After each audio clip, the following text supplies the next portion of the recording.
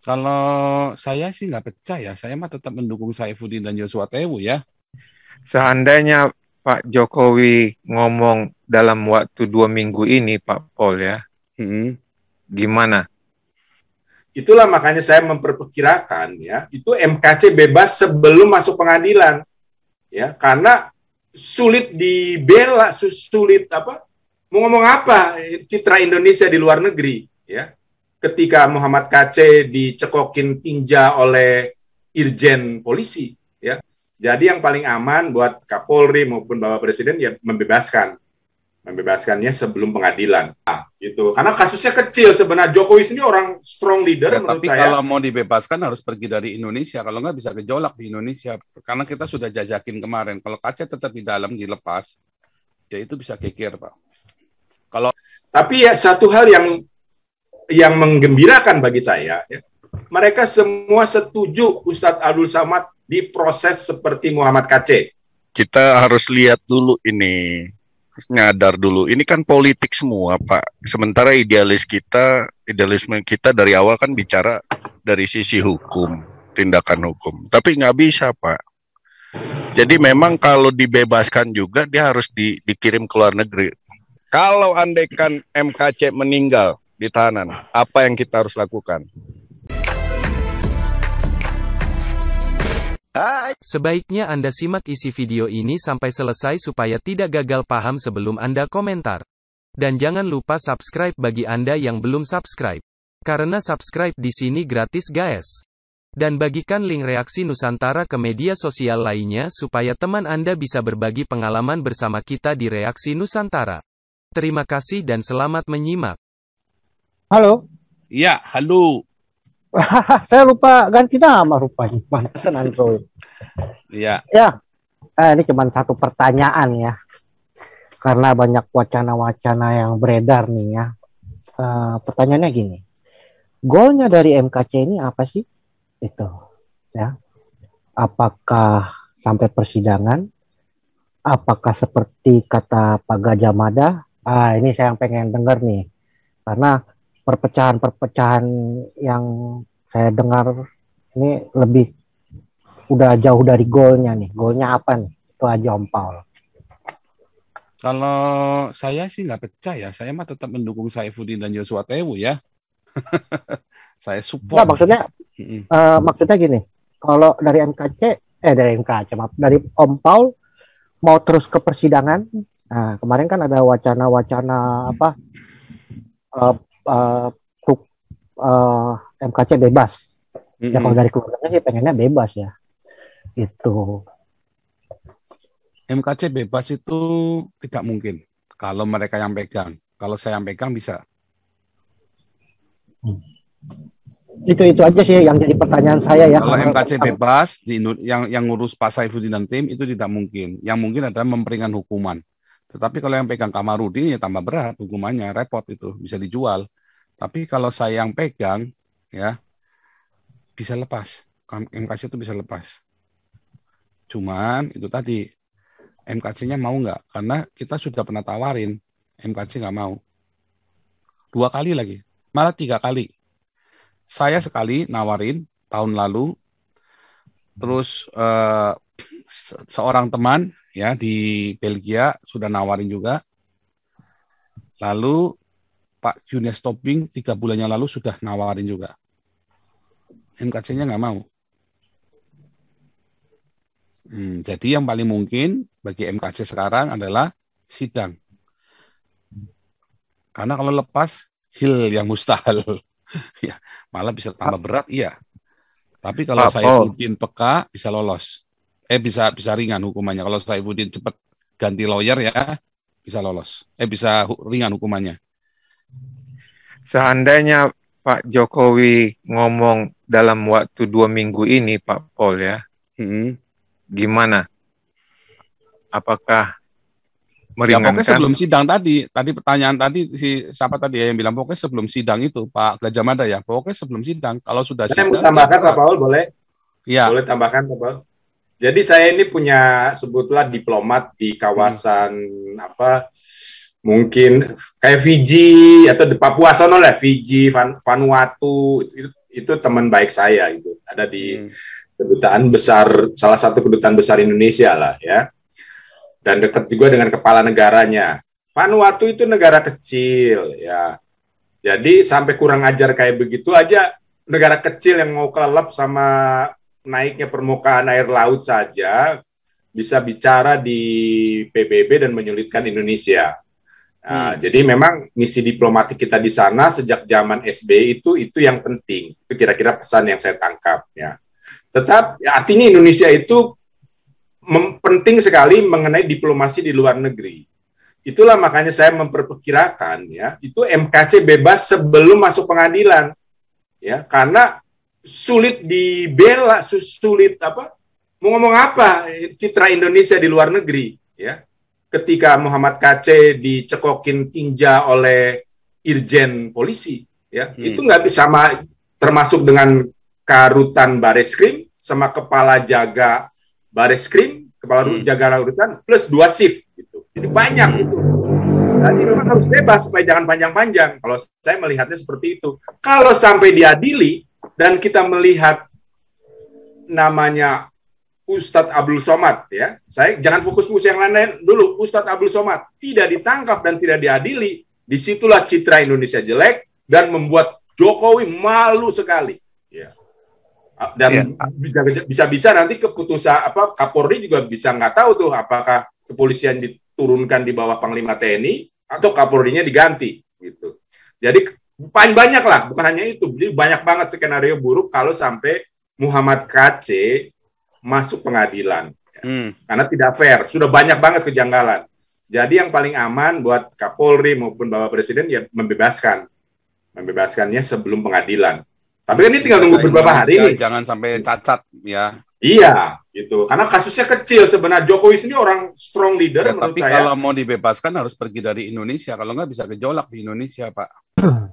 Oh, itu nanti yang kedua, Pak. Yang penting kan di pengadilan dulu ini. Nanti Pak Paul misalnya mau urus tahap keduanya untuk pergi dari Eropa, ya saya rasa nanti dibicarakan dengan itu. Ya sementara kita sendiri. Kalau di dalam nggak bisa, Pak. Karena kita sudah jajakin kemarin. Kalau KC tetap di dalam dilepas, ya itu bisa kekir, Pak.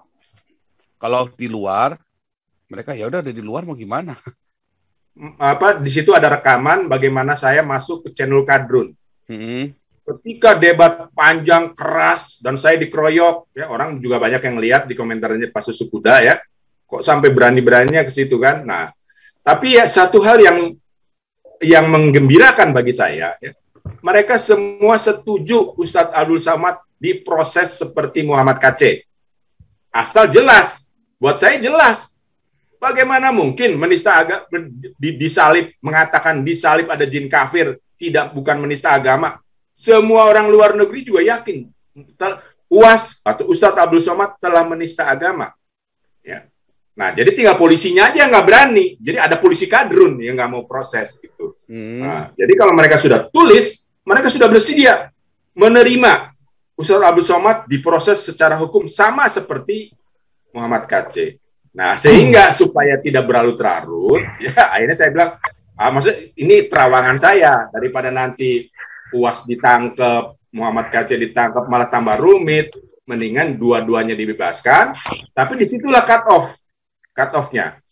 Ya, cut-off bahwa kalau nanti terjadi penistaan agama lagi dari agama manapun akan diproses dengan cara seperti yang Muhammad KC lah begitu ya. Nah, tapi kalau misalnya nanti ditangkap ya dan dua-duanya diadili ya, rumit juga karena nanti nuntut Yahya Waluni, lalu Irena Handoko dan yang lain-lain itu yang branded banyak, makin banyak lagi, jadi menuntut terus gitu. Mungkin juga sumber Kristen juga yang lain akan dituntut lagi. Jadi dua gelombang ini akan masuk penjara semua. Begitu, Pak. Itu terawangan saya. Jadi Pak Paul, iya Pak Gajah Mada. Pak Matias dulu. Ya, tadi Pak Bung Beta, lalu Android lagi ya. Ya, jadi Pak Paul, diamnya pemerintah, presiden, jajarannya, DPR, MPR, dan semua instansi, itu sebagai signal bahwa mereka tertekan, Pak Paul. Sampai nggak bisa ngomong. Ya. Nah, Pak Paul ingat nggak dalam suatu meeting, kalau semua sudah buntu, nanti kan yang keputusan kepada bos yang di dalam rapat itu. Dalam hal ini Pak Presiden akan ngomong. Itu maksud saya. Nggak bisa, jadi bikin blunder. Harus kita bikin blunder dari sekarang. Lobbynya begitu. Kalau kita kan mau main jujur kan, ya harus bikin blunder. Jadi memang tekanan internasional perlu. Kalau sudah blunder, maka Presiden Jokowi kudu ngomong. Nah, lawyer goblok akan bilang, jangan geger kemana-mana. Nah, bukan cuma goblok, dia mungkin korup. Nah, Pak Paul, jadi kalau dari analisa Pak Gajah Mada, andai kan itu benar terwujud, MKC itu bebas sebelum diadili, jadi nanti tidak bisa Kamarudin pengacaranya bilang karena usaha mereka, jadi sudah kita tahu dulu. Bukan Kamarudin udah nggak bisa, jadi Pak. Memang dia nggak bisa bilang bawa ke rumah sakit aja nggak mampu. Nah, iya.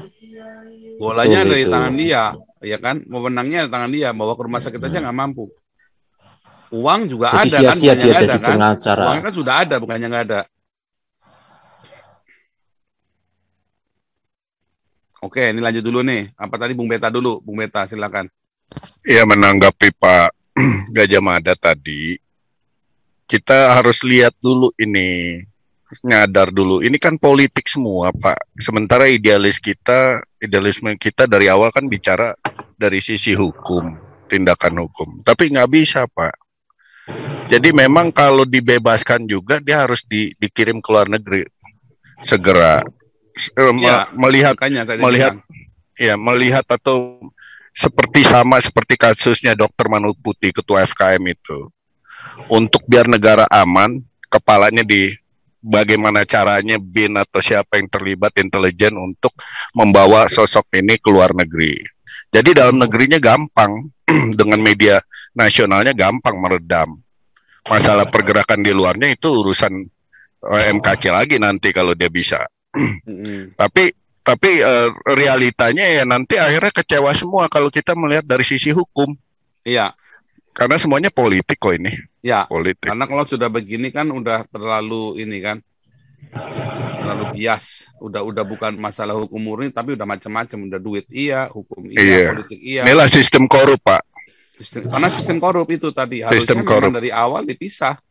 Tapi itu tadi udah nggak bisa, Pak Bung Beta. Kita harus terima kenyataan di Indonesia masih nggak bisa begitu. Ya, tapi kalau mau diurut lagi, Pak, kenapa bisa seperti ini? Ya gimana, mau jadi presiden aja harus keluar duit triliunan, Pak. Nah, pertanyaannya apakah Jokowi keluar duit triliunan? Kan enggak kan? Dia kan jatuh dari langit kan? Dia jatuh dari langit karena didukung partai kan, oleh ketua umum. Artinya dia tapi kan semua begitu ya. Iya, tapi dia nggak setoran mungkin ya. Tapi kan semua bermain untuk menampilkan dia kan. Dari DPP-nya semua, partai-partai yang pendukungnya kan semua duit tuh, Pak. Kalau dihitung kan triliunan. Belum biaya kampanyenya. Negara mungkin jamin sekian, tapi ya semua kan main duit semua, Pak. Ya, tadi berikut sebuah pertanyaan yang sederhana ya. Artinya goal. Artinya di sini kan jawabannya sulit itu, Pak. Iya, saya nggak meminta jawaban. Tiap orang punya perspektif lagi. Saya sendiri, kalau menurut saya lebih baik dibawa kemari. Kayak tadi Bung Beta tadi, kalau nggak bisa geger Indonesia, kasihan kalian. Iya. Gitu. Kenapa saya bertanya ini? Karena kita melihat dari faktor uang, pengacara, terus silent operation, ya. Makanya aku timbul pertanyaan goalnya apa sih? Makanya ini akan dijawab kayak Pak Beta Maluku punya jawabannya, Gajah Mada punya jawaban masing-masing. Memang saya juga nggak tahu jawabannya. Saya juga punya jawaban. Kalau saya Gajah Mada dengan Bung Beta sudah sama. Nah, tapi kan begini, kenapa ada silent operation itu targetnya supaya bisa masuk rumah sakit. Karena gini nih, kalau sudah sampai rumah sakit, itu terserah KC mau apa. Target kami itu cuma sampai rumah sakit aja, Pak. Soalnya kalau sudah sampai rumah sakit, itu KC mau apa aja terserah dia. Mau percaya sama siapa terserah. Tapi kalau masih di dalam, KC ini udah pasti kalah, Pak. Akan dicekokin, Pak. Udah nggak bisa. Saya berharap Saifuddin bisa membangkitkan mentalnya dia. Ternyata enggak, tetap drop, Pak, ketakutan. Nah, karena lawyer yang baru tambah lagi, mungkin tambah takut-takutin lagi tuh sama lawyer yang baru. Oh, berarti beda tuh framingnya di susu kuda. Ya. Ya Ya. udah itu aja Om Paul. Makasih atas kesempatannya Makanya. Om Paul. Beda Pak, yang saya tahu Pak, makanya lawyer ini jahat Pak. Saya bilang lawyer ini jahat sekali, makanya saya bilang hati-hati. Sangat jahat, Pak. Jadi besok Jahat. kalau bisa topiknya, Pak, kalau andaikan MKC meninggal di tahanan, apa yang kita harus lakukan? Terima kasih. Anda telah menyimak video ini sampai selesai. Silahkan tuliskan masukan atau pengalaman Anda sesuai tema video yang kami sajikan. Kami berharap masukan Anda bisa memberi edukasi sebagai bahan pertimbangan untuk membangun pola pikir positif. Kepedulian Anda sangat bermanfaat membangun generasi dalam menyikapi narasi atau sumber berita. Terima kasih. Dan salam damai untuk Indonesia bersama Reaksi Nusantara.